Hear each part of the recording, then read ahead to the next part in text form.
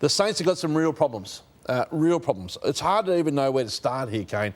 This review that Carlton are doing might spring into St Kilda as well. Matthew Lloyd forecast that yesterday. Do they need to do one, and where would they start?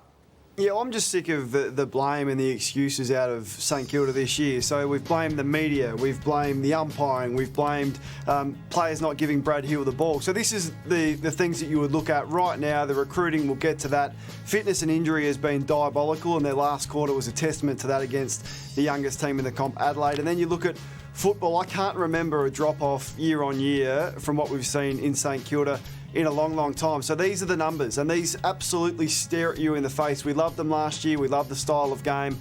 Have they worked out? Did they do enough pre-season with the longer games? Have opposition worked out the small forwards getting in over the back? Because in every key category, they've gone from top 8, some top 4, to a bottom 4 side. So, Lordo, it's a mess, and I think everything, as you and I forecast over the weekend, should be looked at. Yeah, I like Brett Ratton's honesty and the way he speaks, and I love interviewing him. But he's spoken a lot about how they haven't adjusted well to a number of things in 2021, yet other teams have. And I think, Caro, what worries me for St Kilda is the way they're losing. So everyone loved, that was one of the stories of the year last year. Everyone jumped on the ride of them winning a final and all those sorts of things. But, you know, losses, 75 points, 86 points, 54 points, 111.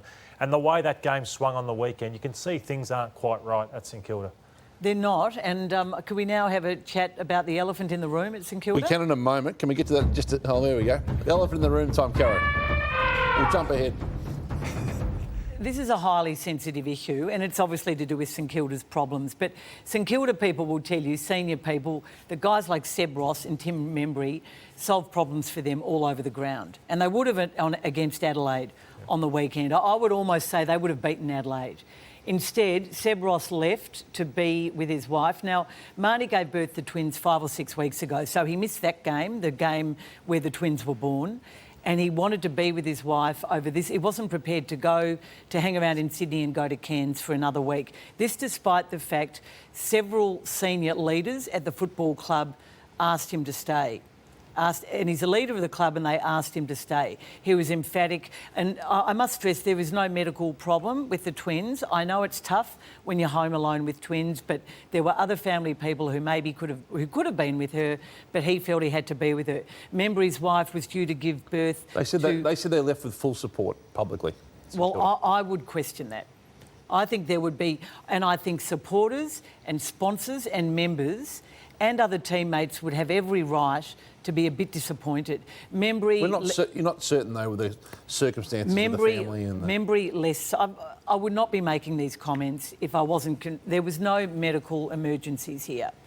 Obviously, people find it tough with new children. Membry's wife was due to give birth, I think, next week or the week after. He also didn't hang around for that Adelaide game. He also left Sydney, and the baby still hasn't been born, but he wanted to be home with his wife as well. Now, this is a club who lost Jake Carlisle from a final last year because his wife was a few weeks away from being due with their first baby. The baby wasn't born, but he still missed the final, and who lost Paddy Ryder early in this year. Another early elephant in the room, in fact, when he had 6 or 7 weeks off with emotional issues. So what do you... I mean, it's an unpopular view that you share. I think this in Kilda... I'm saying what most people I'm talking to in football are saying, and I'm happy to put my hand up and own it myself, but I'm telling you, it is a very odd situation when you have 2 leaders of the club, particularly one whose babies were born 5 or 6 weeks ago, would leave a team think it speaks to... when this was probably their last shot at making finals. And I think if you look at St Kilda, you say, are they as tough and hard as committed as we need them to be? I agree with you, Caro. I hadn't done the background on it that you had, so I wasn't prepared to publicly state it like you have, but you clearly have done that. I believe you because you're the best in the business and you've done your research. If that is the case, those players should have played on the weekend, and you're right, they would have won that game of football.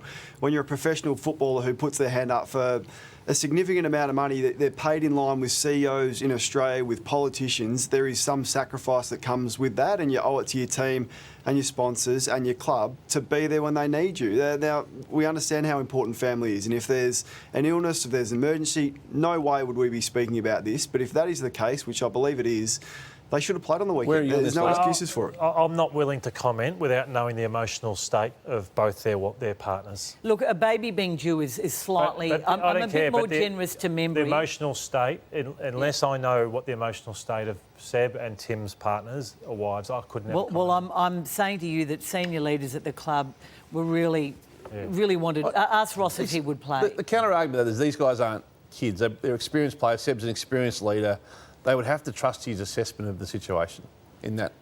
I would look at the St Kilda Football Club at the moment and I would say, are they the employer of the year? Are they the most generous employer in Australia? If it was a grand final, would they have played? That's what I'd ask. This was their last shot at finals, Kane, and look... Membry, his wife was due to give birth, I understand, and the baby could have come early. And concerns about getting home quickly from Cairns. I can sort of understand that. I'm not going to put Seb Ross into jail over this. I'm just really surprised. And I reckon if I talk to most people in footy behind the scenes now, they would absolutely agree with me. And I would almost go as far as to say there must be enormous frustration internally at St Kilda about this issue.